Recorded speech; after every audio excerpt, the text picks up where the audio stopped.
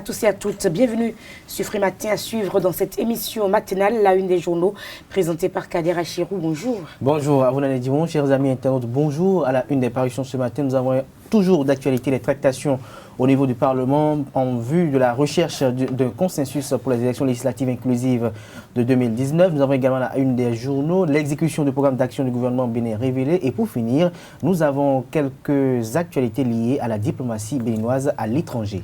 Le bulletin matinal d'information sera signé Anita Marcos. Bonjour. Bonjour Nadège Diwan. Bonjour mesdames, messieurs.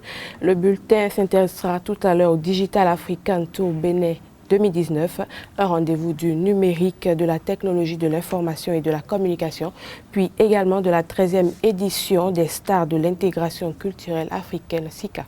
Le débat sur Free Matin, nous allons essayer de décrypter l'actualité des législatives. Et puis en sport, championnat national féminin de karaté. Zobodome marque les esprits par Massiatou Boukari. Nous en parlerons dans un instant. Bienvenue, bonjour. Et puis, à ne pas oublier l'horoscope du jour.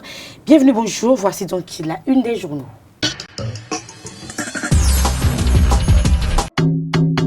Hello les amis, du 16 au 20 avril 2019, la ville de Grand Popo accueillera pour la deuxième fois consécutive les étudiants de la prestigieuse université ESAE. Ce séjour de 4 jours vise à offrir un moment de répit et de réjouissance à nous étudiants qui faisons de cette université la référence en matière de l'excellence. Entre nous étudiants, nous partageons des valeurs et montrerons au public nos talents de chanteurs, de danseurs, de joueurs, de mannequins et même d'humoristes. Grand Popo Acte 2, c'est une soirée Miss ESAE avec de nombreux lots. C'est aussi une soirée cinéma et une nuit de l'excellence. Des divers jeux de divertissement et, cerise sur le gâteau, une journée entière à Lomé sont au programme.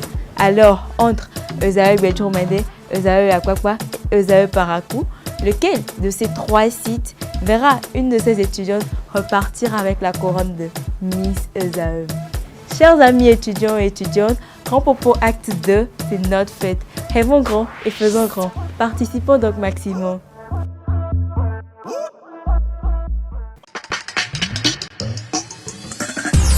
Bonjour à nouveau chers amis internautes, nous démarrons par le quotidien béninois d'information générale et d'analyse d'informateurs qui titre ce matin manchette « Fausse démarche de Maître Adrien Roumbédi à l'Assemblée nationale, la preuve que les deux blocs ont raison d'aller aux élections ». Plus de précision à la page 3 de la parution du jour du quotidien. Nous restons avec l'informateur Dandy Yamou sur Canal 3 Bénin hier mardi 26 mars de l'an 2019. La charte des partis politiques et le code électoral restent en vigueur s'il n'y a pas d'accord politique, a-t-elle laissé entendre. Des détails dans les colonnes de la parution du jour du Canard, précisément à sa page 3. Toujours avec l'informateur, vote de loi dérogatoire pour des élections législatives inclusives. Le Parlement ne le rassure plus. Le Canard vous propose dans les colonnes de sa parution du jour à la page 4 le rapport de la commission des lois. À découvrir dans les colonnes de la parution du jour du quotidien béninois d'information générale et d'analyse d'informateurs, le journal École des étudiants en journalisme à l'École supérieure d'administration d'économie, de journalisme et des métiers de l'audiovisuel ESAE. Matin libre à présent pour des élections inclusives. Dandy Yamou fait un diagnostic et propose des précisions à la page 3 de la parution du jour de Matin Libre. Toujours avec le même Canard, enlisement de la crise préélectorale, le bloc de la majorité parlementaire s'expose et expose le président Patrice Talon. Nous restons avec Matin Libre, relèvement tous azimuts de commissaires, Saka Lafia et Rounopoué essoufflés, Édouard Confort victime malgré lui. La dépêche en manchette ce matin, le chef de l'État, l'opposition et la mouvance face à l'impasse électorale. Qui veut la crise, s'interroge le Canard. Des détails à la page 3 de sa parution du jour. À la page 12 de la parution du jour de la dépêche, les mésaventures de Gagnou Soglo sont proposées en ce qui concerne l'obtention du quitus fiscal. Nous passons à présent à Le Béninois libéré, raison des difficultés à la réalisation du consensus au Parlement. L'opposition ne veut rien d'autre qu'écouter le mandat de Patrice Talon. Nous restons avec Le Béninois libéré. Contournement des bureaux de douane dans le Monokoufo. Le directeur général douane et ses services mettent à nu les fraudeurs du fisc. L'autre vision, deuxième titre à la une, inauguration d'infrastructures d'électrification à Dangbo. Patrice Talon et Donald Jean-Claude Rousseau joignent l'acte à la parole. Bénin intelligent. Processus électoral, il n'y a pas de blocage selon Dondi Yamou. Toujours avec Bénin Intelligent, contournement des bureaux de douane, des fraudeurs arrêtés dans le Monokoufo, les mises en garde du directeur général des douanes et à découvrir à la page 4 de la parution du jour de Le Bénin Intelligent. Le Soleil Bénin Info, élection législative inclusive, le jeu trouble de maître Adrien Mbedji à découvrir à la page 3 de la parution du jour Le Soleil Bénin Info. Où l'Assemblée nationale veut-elle conduire le peuple, s'interroge le confrère en manchette. Nous passons au quotidien Le Challenge, réaction de Dondi Yamou relative à la crise politique. La solution est à l'Assemblée nationale et non ailleurs, selon la juriste. Nous restons avec Le Challenge, 27 mars 1969, 27 mars 2019. La Soubimap a 50 ans. Bonne fête au directeur général Bernard Moussou et au personnel, communique Le Challenge. La Nation en manchette ce matin, solution pour sortir de l'impasse préélectorale. L'éclairage magistral du professeur Dondi Yamou est à découvrir à la page 3 de la parution du jour du quotidien national d'information. Toujours avec La Nation, Digital African Tour 2019, un coup d'accélérateur à l'économie numérique. Des précisions à la page 10 de la parution du jour du Canard. Le nouvel observateur, sortie effective de la crise politique. Tout dépend du bon vouloir du chef de l'État selon le confrère. Nous passons au quotidien Le Confrère de la matinée. Crise politique au Bénin, talons dans un dilemme, constate le confrère de la matinée. Toujours avec le confrère de la matinée, économie nationale, la Sonacop au bord du gouffre, s'interroge le confrère. Plus de précisions à la page 3 de sa parution du jour. Nous passons à Nord-Sud quotidien, recherche du consensus pour des élections législatives inclusives. Les micmacs de Maître Adrien Mbedji plombent le processus selon le Canard. Nous restons avec Nord-Sud quotidien, Dondi Yamou au sujet de la tenue d'élections législative inclusive. La solution n'est pas à la Cour constitutionnelle, a-t-elle essayé d'entendre sur les antennes de Canal 3 Bénin hier. Nous passons à présent au quotidien Les 4 vérités. Débat sur la réforme de la classe politique au Bénin. L'opinion internationale manipulée, s'interroge le confrère. L'approche a été jetée à tort sur mon pays, le Bénin, précursion en Afrique des conférences nationales et ou autres avancées démocratiques, cite Karim Da Silva, l'un des grands acteurs de la conférence nationale. Plus de précision à la page 3 de la parution du jour de Les 4 vérités. Nous restons avec Les 4 vérités. Départ social-démocrate avec le parti MPS. Le président Daniel Eda et les patriotes créent le parti solidariste. Le solidarisme lui paraît mieux répondre aux défis du Bénin et notamment pour concrétiser la vision du Bénin économiquement prospère et socialement stable qu'il a toujours promu. Des précisions à la page 7 de la parution du jour de Les 4 vérités. Le potentiel à présent, crise préélectorale et recherche du consensus, part de torture au Parlement à cause de Mbedji.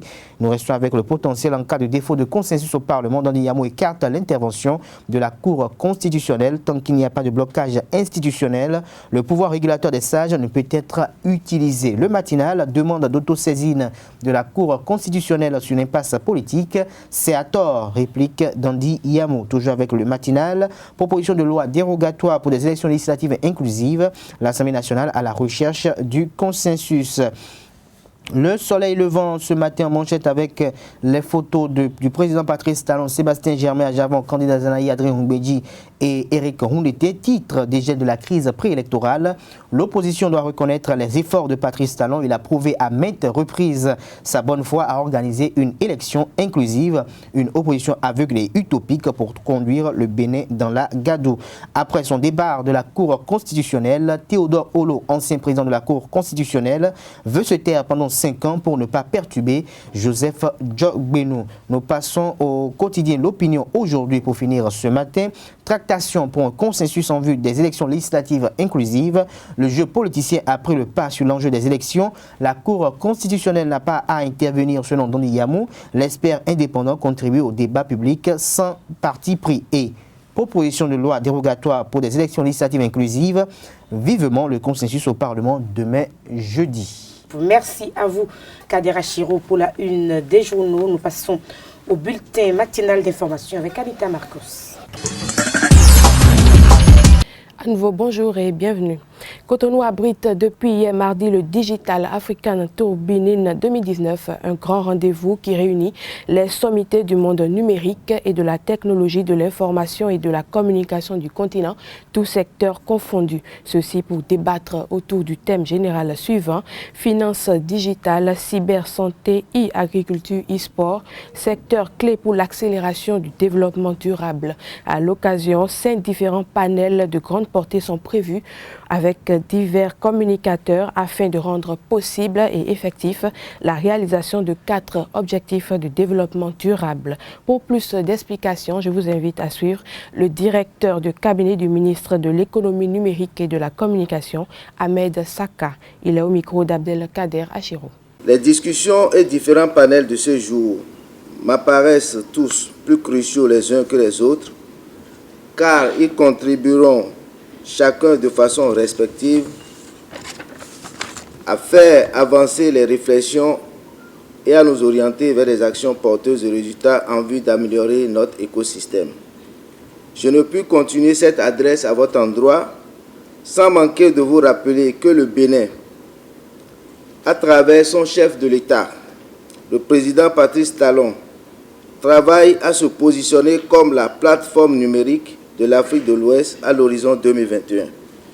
Et vous convenez avec moi que l'atteinte de cet objectif contribuera sans doute à l'atteinte des ODD dans notre pays. Selon le secrétaire général de l'IUT, les technologies de l'information et de la communication TIC offrent des possibilités exceptionnelles pour accélérer les progrès en matière de réalisation des objectifs de développement durable et améliorer la vie des personnes de façon radicale. C'est fort de cette conviction partagée avec lui que je remarque que les thèmes principaux retenus pour les échanges sur la finance digitale, la cybersanté, l'e-agriculture et l'e-sport sont des thèmes porteurs que nous rappelons permettent de contribuer à la réalisation d'au moins 4 ODD, à savoir l'inclusion financière, la réduction de la faim, l'accès à la santé, l'accès à la croissance économique. Ces différentes thématiques sont des sujets que le gouvernement béninois porte à travers plusieurs projets et politiques publiques, comme par exemple notre stratégie nationale de cybersanté, notre projet d'assurance pour le renforcement du capital humain ARCH, notre plateforme de finances digitales mise en place par le Fonds national de microfinance, avec un recrutement de près de 9 621 agents placés sous la responsabilité des systèmes financiers décentralisés. Notre projet intégré de transformation numérique des régions rurales.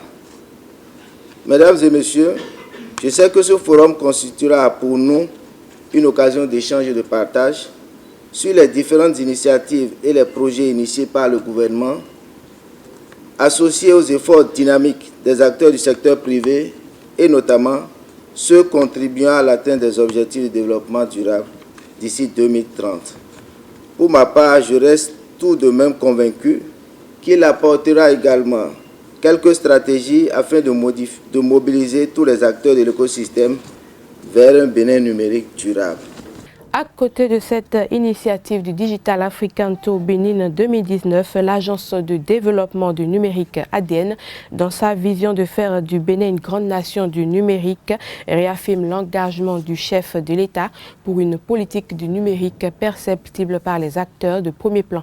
Notons que le Digital African Tour est un instrument mis en place pour accélérer l'atteinte des objectifs du développement durable. Sur ce, je vous invite à suivre Serge Adjovi, Alain Baguidi et Mohamedou Diallo, respectivement directeurs de l'Agence de développement du numérique ADN, président du club de direction des services informatiques DSI Bénin et le directeur général du magazine CEO. Je crois que pourquoi est-ce que l'ADN pousse pour faire ce genre d'événements, et ceux qui sont habitués à nos événements comprennent que ce n'est pas le premier. Je crois que c'est relativement évident. Nous souhaitons devenir une nation du numérique et on ne peut pas devenir une nation du numérique en faisant les choses de notre côté. Donc ce que nous souhaitons, c'est faire disparaître un peu les barrières, ne plus travailler en silo, travailler avec vous, informer, aller chercher de l'information loin, là où elle est. Parce que la manière dont nous voulons devenir une grande nation du numérique, ce n'est pas en réinventant la roue, mais c'est en allant chercher là où ça se trouve, les solutions qui existent déjà et simplement les adapter à notre contexte. Donc ça, c'est important. Alors vous me direz, oui, mais c'est toujours la même chose, la finance digitale, la cybersécurité, le e-sport. Enfin, je ne sais pas si tout le monde sait ce que c'est que le e-sport, mais vous allez apprendre. Et je dis non, parce que c'est vrai que les sujets restent les mêmes partout dans le monde, mais l'idée, c'est de savoir qu'est-ce qu'on fait, qu'est-ce qu'on a fait sur ces sujets-là, où est-ce qu'on en est de ces sujets-là, où en sont les autres, et qu'est-ce qu'on doit faire pour bâtir cette nation du numérique que nous appelons de nos voeux. Le Bénin, notre pays, sur l'impulsion du chef de l'État, s'est résolument engagé dans une politique de développement du numérique qui est perceptible par les acteurs de premier plan que nous sommes. Il est donc normal que le président, qui est celui du club des DSI du Bénin, apporte sa pierre à l'édifice et nous sommes résolument engagés au club à accompagner la volonté du gouvernement qui a donné cette place prépondérante au numérique dans son programme d'action. Le club s'est prioritairement penché sur la formation de ses membres et il a permis à ceux-ci de suivre à des coûts très abordables des formations de très haut niveau comme le CISA, le CRISC, le CISM, le PMP. Aujourd'hui, nous sommes très heureux d'abriter en Afrique, au sud du Sahara, le seul centre de testing de l'ISACA qui soit un centre computer-based. Le Digital African Tour, comme je disais, c'est 9 étapes, dont une phase finale à Paris. Et donc, nous avons l'honneur de démarrer cette tournée ici au Bénin avec vous pour partager les bonnes pratiques. Donc, si vous voulez parler donc, de la finance digitale, de la cybersécurité, de l'e-santé, de l'agrobusiness ou l'agrotech et l'e-sport, c'est un peu le prolongement de ce qu'on a fait à Paris au mois de novembre. Donc, lors des assises de la transformation digitale, il était question de réfléchir sur comment le digital peut accélérer les objectifs du développement durable. On a 17 objectifs du développement durable que je pense qu'avec le digital, qui sont devenus aujourd'hui incontournables dans tous nos secteurs, qui sont dans nos vies, dans notre quotidien, puissent accélérer ces objectifs de développement durable. On s'est dit, voilà, donc en tant qu'expert de la transformation digitale, on va réunir, Serge l'a dit, c'est toujours les mêmes sujets qui reviennent, mais l'approche change d'un pays à l'autre, l'approche change d'un intervenant à l'autre, et donc je pense qu'on a pu réunir un certain nombre de panélistes, un certain nombre d'experts qui viendront échanger sur ces problématiques et voir comment, à travers la finance digitale, à travers la cybersécurité et l'e-santé, donc on ne pouvait pas aborder les 17 objectifs du développement durable, mais voir sur ces focus-là, comment la transformation, comment le digital peut accélérer l'atteinte de ces objectifs du développement durable. Donc c'est la 5e édition ici à Cotonou et la 4e au Bénin, au Togo la semaine prochaine, parce que la semaine prochaine on sera au Togo. Et je me suis dit, avec Serge, on a eu cette réflexion hier en disant pourquoi ne pas mutualiser tout cela. Donc faire un forum au Togo, faire un autre forum au Bénin, d'habitude on le faisait dans la même semaine. Donc je pense qu'il serait bien ou intéressant de lancer une réflexion autour de la mutualisation entre ces deux pays-là qui ont beaucoup de choses à se passer. Donc on l'a réussi à travers le club des DSI. Pourquoi ne pas le réussir au niveau du sommet, à travers donc, les ministères en charge du numérique. Donc ne pas faire 2 forums, 2 Digital African Tour, un au Bénin et un au Togo. Donc pouvoir regrouper tout cela. Donc je pense que ça participerait à réconcilier entre épervier et écureuil. Donc c'est un clin d'œil au football. Donc à travers le digital, donc je pense qu'on peut le faire et arriver à mutualiser nos connaissances, mutualiser nos moyens et faire quelque chose de très intéressant. Donc en tout cas c'est quelque chose que je vais, un message que je vais porter, monsieur le directeur de cabinet, à madame la ministre qui n'est pas là, qui est empêchée. Et je porterai le même message à Mme Sina Lawson, que je verrai la semaine prochaine, pour lui dire qu'il serait peut-être opportun qu'on réfléchisse dès l'année prochaine à mettre en place un seul Digital African Tour commun entre le Bénin et le Togo, et qu'on pourrait organiser à tour de rôle entre ces 2 pays. Une note culturelle avant de refermer ce bulletin. Anselme Da alias Quizmaster Dael et Edith Nchampo alias Kunpan représenteront le Bénin à la 13e édition des Stars de l'intégration culturelle africaine SICA 2019, prévue du 22 au 28 avril 2019 à Conakry en Guinée. Ils ont respectivement été retenus dans les catégories meilleure musique d'inspiration moderne et meilleur animateur et présentateur live au cours de la soirée Bénin Golden Award le vendredi 22 mars dernier dernier à l'espace TIFF à Cotonou. Images et son. Il est passé en deuxième position. Quizmaster Dael, 18,33. Il s'agit de Ncha Mpo Edith alias Kumpan.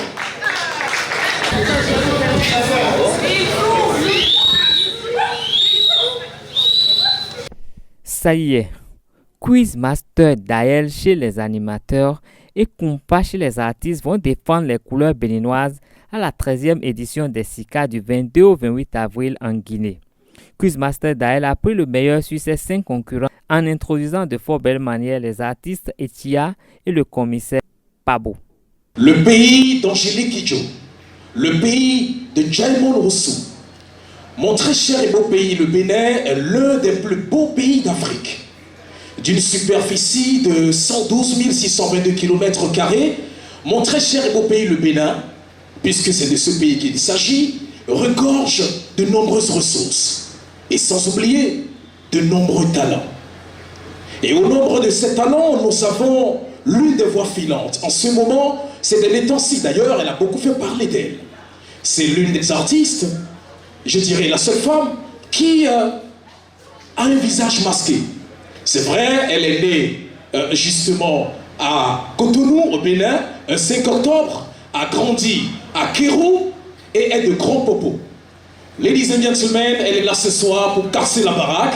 Elle a une chanson qui s'intitule Adjema. Adjema qui veut dire beaucoup de choses. S'il vous plaît, mesdames et messieurs, la main sur le cœur, je vous prie de recevoir avec un tonnerre d'applaudissements celle-là qui va parler. Kumba, quant à elle, a dévancé ses 9 concurrents en alliant musique moderne, musique traditionnelle, danse, costume et chorégraphie dans une harmonie emballante.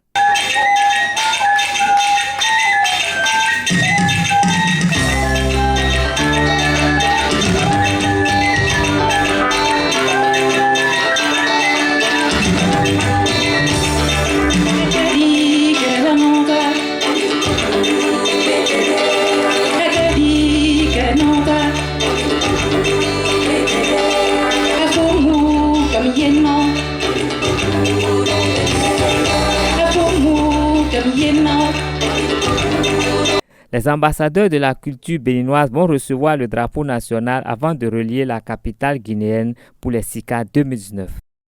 Mesdames, Messieurs, merci de nous avoir suivis. Agréable journée à chacun et à tous. Merci à vous, Anita Marcos. On vous retrouve pour la grande édition du journal à partir de 19h sur Zawi TV. Nous passons au débat sur Free Matin. Le débat sur Free Matin, Kales Ketomé. Bonjour. Bonjour Nadège. Nous parlons bonjour donc Kader. de l'actualité législative avec cette sortie médiatique de Dondi Yamou qui est très critiquée dans la presse. Oui, ben, on peut critiquer tout le monde aujourd'hui. L'essentiel, c'est de pouvoir faire des propositions. Et je crois qu'il est intéressant que cette dame puisse quand même faire des propositions dans la mesure où elle a quand même étudié, elle a fait des recherches, elle s'est spécialisée dans une matière. Et c'est normal qu'elle puisse quand même mettre le fruit de ses recherches à la disposition du Bénin pour nous aider à avancer. Et je crois que c'est le sens de sa démarche. Et il ne revient pas aux uns aux autres de s'en prendre à elle directement. Je pense que c'est le fond de ce qu'elle propose qu'il faut examiner et les comparer aux déclarations d'autres personnes. Parce que depuis que la crise a commencé, plusieurs personnes ont pris la parole, ont exprimé leur position, exprimé leur point de vue, ont proposé des solutions. Le professeur Joël Aïvo avait parlé à un moment donné, et le maître Robert Dossou avait pris la parole, avait parlé. Et donc, j'estime qu'il faut seulement tirer des déclarations de toutes ces personnes-là l'essentiel. Et comparer peut-être cela pour essayer d'avoir quand même une ligne de conduite pour la sortie de crise. Mais s'en prendre à elle directement, quel que soit ce qu'elle a dit, ce n'est que le fruit de ses réflexions, le fruit de ses observations et lié à ce qu'elle a eu comme résultat de ses recherches. Donc je pense qu'il faut même qu'il y ait ce genre de débat pour que jaillisse la vérité. Il faut forcément qu'il y ait la confrontation des idées, mais s'en prendre à elle tout de go. Je crois que, bon, je ne suis pas partisan de vous avez apprécié les commentaires, vous avez suivi l'intervention de Dondi Yamou. Non, je crois que ce sont des commentaires ou des appréciations de la crise actuelle de manière très objective. Parce que elle estime en fait qu'il n'y a pas une crise institutionnelle pour qu'on puisse tout de suite interpeller la Cour constitutionnelle pour qu'elle s'évite dans le débat pour pouvoir recentrer les choses. Ce qui est tout à fait parfait parce que ce à quoi on est confronté aujourd'hui, c'est que même les acteurs politiques eux-mêmes n'arrivent pas véritablement à cerner le problème. Le problème aujourd'hui, et j'avais à le dire déjà sur ce plateau, c'est que le problème qui se pose aujourd'hui, c'est que les partis politiques voulant compétir aux législatives de 2019 n'ont pas reçu de quitus fiscal pour ceux qui sont candidats pour les élections législatives. Et ce qui est vraiment la pièce maîtresse, c'est le certificat de conformité qui doit être délivré au niveau du ministère de l'Intérieur. Le ministère de l'Intérieur, dans une neutralité sans pareil, estime qu'il veut rester fidèle au test. Et donc, à ce niveau donné, les parlementaires sont obligés d'aller au niveau de l'Assemblée nationale pour revoir certaines choses. Alors que le problème qui se situe au niveau de cette loi, c'est par rapport à l'interprétation de membres fondateurs et de fondateurs de partis politiques. Et donc, c'est à ce niveau donné qu'on devait expliquer aux différents partis politiques que si vous voulez partir aux élections avec la nouvelle charte des partis politiques, il suffit simplement, en français simple, de vous dissoudre et de vous reconstituer, avec peut-être un autre logo, de nouvelles attributs, ou comme cela a été le cas au niveau de l'Union démocratique pour un Bénin nouveau, dont peut-être des dossiers ont également été jetés. Donc je crois que c'est à ce niveau donné que les politiques devaient revoir les choses pour que véritablement les choses se passent. Et en essayant dans le même temps de pouvoir permettre à la direction générale des impôts de pouvoir délivrer les quitus fiscaux. Mais ce à quoi on assiste aujourd'hui, c'est que les gens se sont retrouvés au niveau de l'Assemblée nationale après que le chef de l'État ait envoyé la balle au niveau de l'Assemblée nationale pour qu'une législation soit prise, parce que vous n'oubliez pas que Patrice Talon, c'est le dictateur de la loi. Il estime que tout ce qui doit être fait doit être dans des conditions légales et plus ou moins légitimes. Et donc, dans ce cas de figure, il faut qu'au niveau de l'Assemblée nationale, on trouve une loi pour permettre aux uns aux autres de pouvoir participer aux élections légales, mais en toute légalité. Maintenant, un comité paritaire a été mis sur pied. Le comité paritaire mis sur pied a fait un travail. Le président de l'Assemblée nationale, après cette consultation, introduit notre travail. Et du coup, ça capote les négociations. C'est là où un confrère a dit ce matin de micmac. Parce que si vous devez présenter en plénière les propositions qui relèvent d'anciens présidents de la République, il fallait prendre ces propositions-là, les introduire au niveau du comité paritaire pour qu'ensemble, mouvance et opposants, puisqu'il s'agit de l'obtention d'un consensus, vous puissiez échanger pour qu'en plénière, il n'y ait plus de grandes travaux à effectuer. Maintenant, aujourd'hui, on assiste à quoi? La commission des lois, elle est divisée, elle n'est pas soudée parce qu'on estime qu'il y a comment je vais expliquer, eux-mêmes l'ont qualifié de amancelle. L'amancelle nationale est encore là. Donc, je crois qu'il faut mettre la balle à terre, il faut revoir les choses, il faut prendre la mesure de la situation et, comme je l'ai dit hier, il faut que les uns et les autres puissent prendre en compte les desiderata de leurs challengers politiques. Parce que c'est ça qui est le véritable problème. Ceux de l'opposition aujourd'hui estiment qu'il faut repartir aux anciennes lois, ce qui est totalement une absurdité pour les mouvanciers qui estiment, eux, qu'on ne peut pas avoir dépensé tout cet argent. Séminaire parlementaire pour l'achat des partis politiques, séminaire parlementaire pour le code électoral. Et n'oubliez pas que ces séminaires parlementaires sont déroulés un peu partout dans le pays. Et c'est aux frais des Béninois que nous sommes, qu'on a financé ces séminaires parlementaires. Et que ces séminaires parlementaires se sont déroulés et autres. Et qu'à la finalité, on estime que les lois, il faut repartir aux anciennes. On sait que si on repart aux anciennes, les présidentielles, on repartira avec les anciennes. Ce qui fait que la réforme du système partisan et celle du code électoral sera gelée. Et sera gelée à jamais. Et donc, à ce niveau donné, les mouvanciers ne vont jamais accepter cela parce que ce serait véritablement un véritable camouflet pour eux et je pense que ce serait un cagoule pour le chef de l'État, ce qui ne serait pas agréable. Donc, il faut revoir au niveau des lois votées ce qui gêne un peu, ce qui peut-être pose un peu de problème. Parce que n'oubliez pas une chose, qu'il y a des partis politiques dans la classe politique qui ne veulent pas que ces réformes prospèrent parce qu'ils estiment que si ça prospère et que désormais on doit avoir que des partis nationaux qui sont forts, ceux qui ont la manie, la magie de pouvoir créer la zizanie et de pouvoir estimer qu'ils sont très politiques alors que leur aura politique ne s'arrête qu'à Cotonou et à Porto Novo, ne pourront plus véritablement exister sur la scène politique. C'est ça qui dérange les uns les autres. Donc il faut aujourd'hui que les gens se conforment à la discipline politique parce que un parti politique ne se résume pas à la personne d'une seule personne. Carles Kitomé. Oui, nous sommes en train de nous rendre compte que les députés ont du mal, sinon pour ne pas dire qu'ils sont incapables de se tirer d'affaire eux-mêmes. Et moi, j'ai toujours souhaité depuis une certaine date que les universitaires entrent en scène, qui fassent des propositions qui vont nous aider à sortir de là. Et c'est ce qui a commencé par être fait. On s'en prend encore à ceux-là qui ont quand même étudié la matière, plus que ces députés qui sont là, qui peut-être ne savent même pas pourquoi ils sont là. Il y en a quand même qui me désolent vraiment parmi eux. Et je crois que si tous les députés avaient le niveau qu'il fallait, on n'aurait pas tous ces problèmes. Au moment où on votait les lois, Ils auraient pu faire une petite projection. Ils auraient fait une petite projection dans le futur et dire on pourrait être confronté à tel problème. Et anticiper. Ils n'ont anticipé sur rien. Ils ont accepté que tout leur arrive. Maintenant, ça arrive, ils font des problèmes. S'il le faut, en fait, c'est peut-être barbare de le dire, mais s'il le faut, ils n'ont qu'à tous partir à la fin de leur mandat. On remettra tout à plat. Si la Constitution le permettait, c'est vrai que c'est absurde de parler comme ça, mais tellement ce qui nous offre comme spectacle nous désole qu'on ne sait pas où aller. Et de toute façon, s'ils continuent comme ça, je le dis toujours, c'est dans 5 semaines, les deux blocs qui sont là iront aux élections, ils seront élus, ils vont occuper l'Assemblée. Mais je sais qu'eux seuls ne feront rien de bon. Je suis convaincu qu'ils ne feront rien de bon. Est-ce que finalement vous avez l'impression Parce qu'ils étaient déjà majoritaires pour qu'on vote ces lois-là. Donc ces lois-là sont à leur image, ça les ressemble tellement. Donc quand ils viendront, ils vont encore nous envoyer des lois. Mais est-ce que vous avez l'impression, Kales Kitome, que les députés de l'opposition n'ont pas finalement envie d'aller aux élections? Bon, vous savez, je ne suis pas un magicien, je ne suis pas un devin. Mais je dois dire que je pense qu'il y en a plusieurs qui ont d'autres problèmes et qui s'arriment à ces tests-là pour ne pas dévoiler leurs vrais problèmes. Parce que quand je les observe, eux-mêmes, ils manquent de cohérence dans leur réaction. C'est vrai qu'ils ont des arguments, mais ils manquent de cohérence. Et moi, je souhaiterais même qu'on leur permette tous d'aller aux élections tout de suite. Je suis sûr qu'il y en a qui vont se désister. Maintenons seulement la pièce, le quitus fiscal, parce qu'il faut au moins qu'ils paient les impôts avant de prendre l'argent du pays gratuitement. Gardons le quitus fiscal, annulons tout le reste. Je suis sûr que 50% des opposants n'iront pas aux élections parce que, en tout cas, je ne les vois pas en train de faire une bonne campagne pour accéder au Parlement. Est-ce que vous avez l'impression que les députés de l'opposition ne veulent pas que la crise soit finalement dégelée? Non, les députés de l'opposition sont dans une démarche qui ne relève pas en fait d'eux-mêmes. Vous savez, ils sont tous parrainés et c'est ce qu'on leur dit, qu'ils obéissent. Vous savez, la politique, c'est ce qui se passe généralement au pays.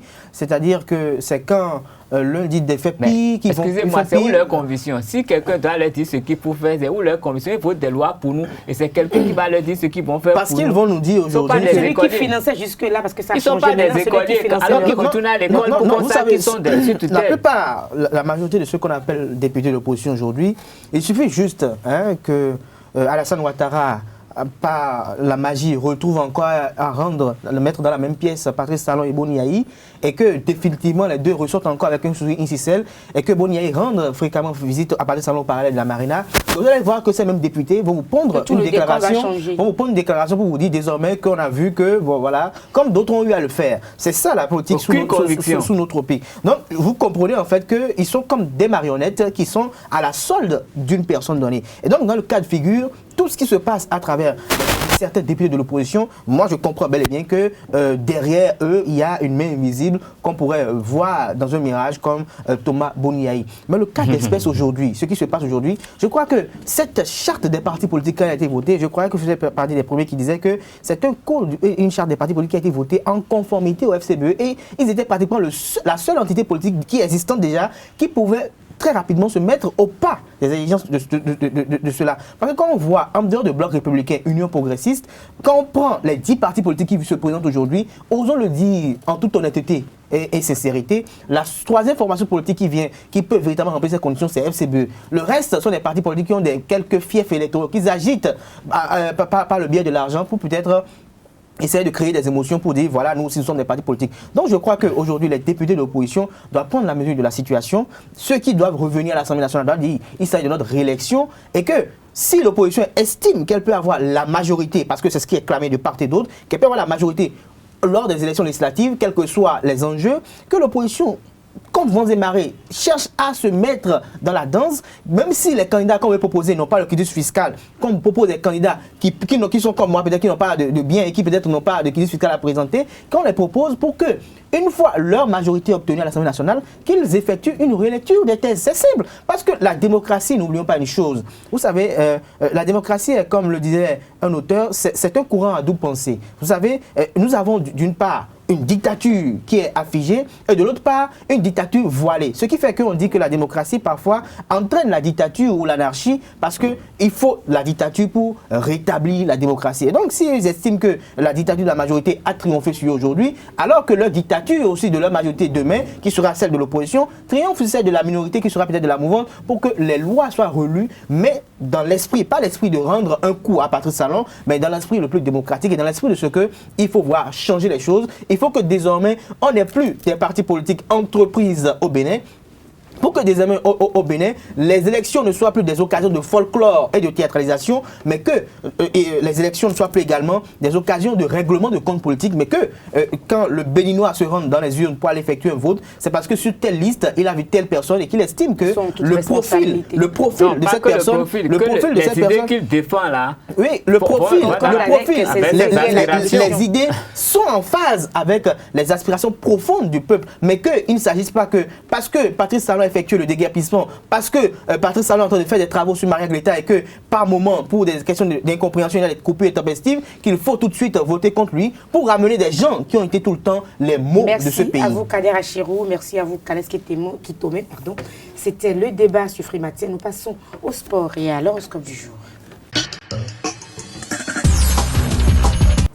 L'horoscope du jour sur Frimatien. Bonjour, Utodeji. Bonjour Nadège, amis internautes, bonjour. L'horoscope du jour chez les amis béliers, vous vous épanouirez dans le travail d'équipe qui vous donne une plus grande confiance en vous-même. Mais méfiez-vous de votre essai d'humilité qui vous condamnerait à demeurer toujours dans l'ombre. Pour les amis taureaux, il n'est pas possible que la chance vous sourie dans le domaine professionnel à condition d'accepter des transformations peut-être désagréables initialement. Gémeaux, la planète Vénus en aspect sera particulièrement positive pour ceux qui est de s'initier aux techniques modernes. Pour les amis Cancer, au travail, vos chances seront bonnes, mais il faudra manœuvrer en finesse et ne pas vous montrer impatient. Amis Lions, les flux planétaires de la journée permettront à certains natifs d'avancer vite et d'aller plus loin. Amis Vierges, évitez les remarques déplaisantes, les critiques et les mouvements de revolte vis-à-vis de vos collègues et de vos supérieurs au cours de cette journée. La patience pourra produire des miracles dans votre ciel. Amis Balance, pour bien soutenir par Pluton sur le plan professionnel, vous pourrez foncer sans hésiter. Vos initiatives audacieuses seront favorisées par la chance et donc couronnées de succès. Pour ceux qui sont du natif Scorpion, tout ce que vous désirez, tout ce que vous ferez sera perçu intensément par l'autre et ne laisserait pas insensible. Ne le laisserez pas insensible, chers amis Scorpion. Amis Sagittaire, ne vous laissez pas distraire par des bavardards dont vous connaissez la légèreté et l'irresponsabilité. Amis Capricorne, essayez de ne rien bousculer et commencez à vous donner les moyens d'évoluer. Pour ceux qui sont du signe Verseau, une offre d'emploi ou de poste pourront être faites en ce jour. Acceptez-la si elle vous convient, tant bien que mal. Les amis Poissons, pour mettre le point de cette prévision, une journée très propice et productive dans le travail. La planète Uranus en bel aspect vous permettra de prendre des initiatives très très utiles. Chers amis internautes, passez une très bonne journée en compagnie de nos programmes. Merci à vous pour la présentation donc, de l'horoscope du jour. Nous passons au sport sur Frimatien, Coupe d'Afrique des Nations Cannes Égypte 2019. La CAF a procédé à la répartition des équipes dans les chapeaux en vue du tirage au sort de la phase de groupe. Bonjour Larius. Bonjour Nadia. Effectivement, on peut retrouver dans le chapeau 4 le Bénin.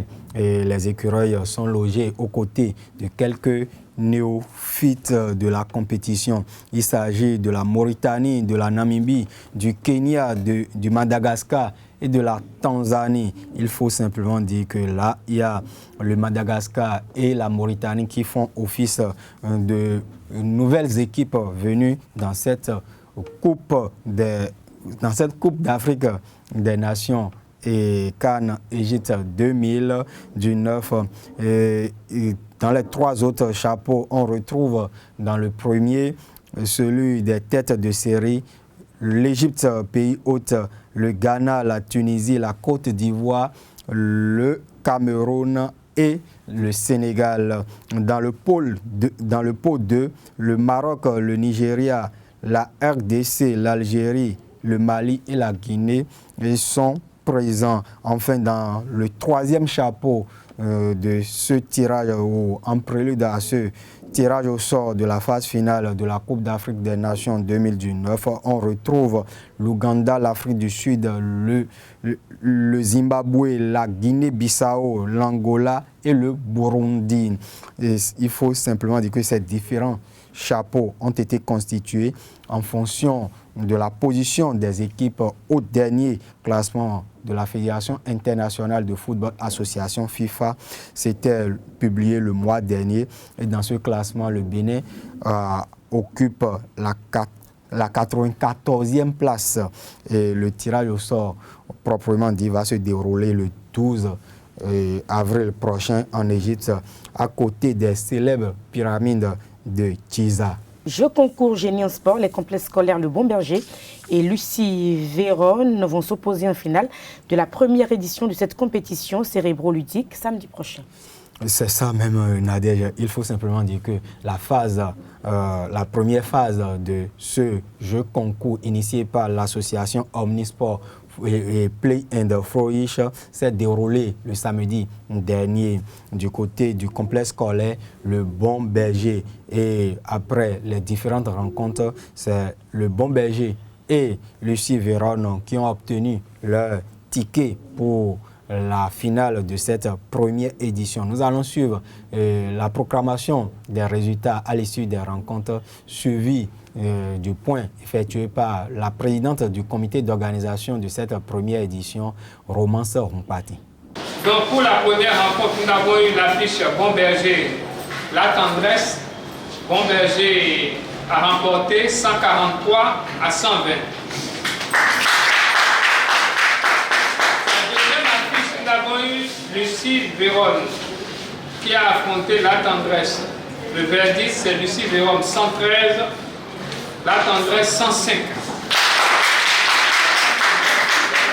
Ensuite, la dernière rencontre à laquelle on vient d'assister, nous avons eu Bon Berger qui a disputé la rencontre avec Lucie Véronne. Et c'est Lucie Véronne qui s'est imposée. Meilleur. Dans l'ordre, je présente comme suit. Nous avons au troisième, Tendresse, qui a totalisé 225 points que je vous présente.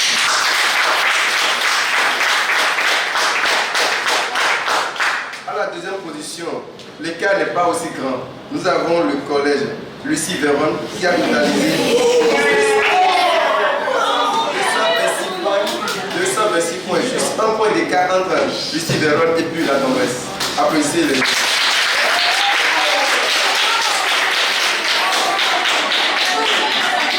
gagnant, qui n'est pas tout à fait le gagnant, mais qui termine premier pour cette manche que nous allons retrouver la semaine prochaine à la finale. Il s'agit bel et bien du collège Bon Berger.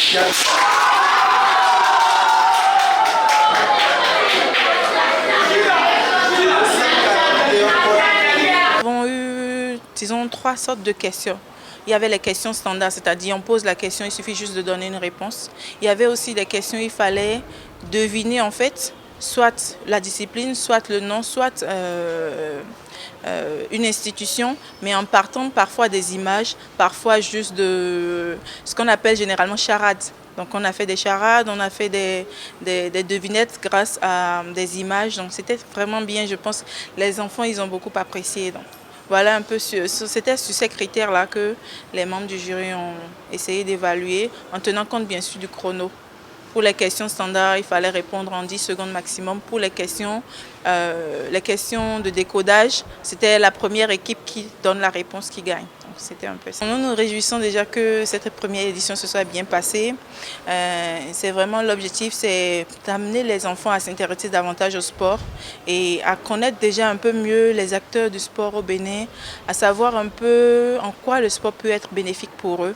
Donc l'objectif est quand même pleinement atteint et les premières phases ont permis de retrouver et de sélectionner 2 équipes qui vont revenir en finale le samedi prochain, je veux dire le samedi 30 mars. Donc on espère qu'il y aura beaucoup plus de monde. Vous n'avez pas besoin d'être à Kwakwa pour venir, hein, donc tous ceux qui vont nous écouter, on les invite à être là. Ce sera au collège Bon Berger d'Akwakwa. Karaté pour mettre un terme à ces actualités sportives. Oui, le championnat national s'est déroulé le samedi dernier également au stade Général Mathieu Kérékou de Cotonou. Et dans la compétition, la ville de Zobodomé s'est illustrée. Il faut simplement dire que Massiato Boukari, dans la catégorie des 12 et 13 ans, a remporté une médaille d'or. Et il faut saluer la prouesse de cette jeune karatéka qui fait son petit bonhomme de chemin. Mais il faut ajouter que celle qu'on ne présente plus dans le karaté béninois, Océane Ganero, sera à l'honneur demain à Canal Olympia. Et il y a un documentaire qui a été réalisé sur elle qui sera diffusé en première au niveau de la salle de cinéma. Merci à vous, Larios Adjabeno, ici sur FM Frématin de ce jour. Portez-vous bien et à demain pour notre numéro. Au revoir.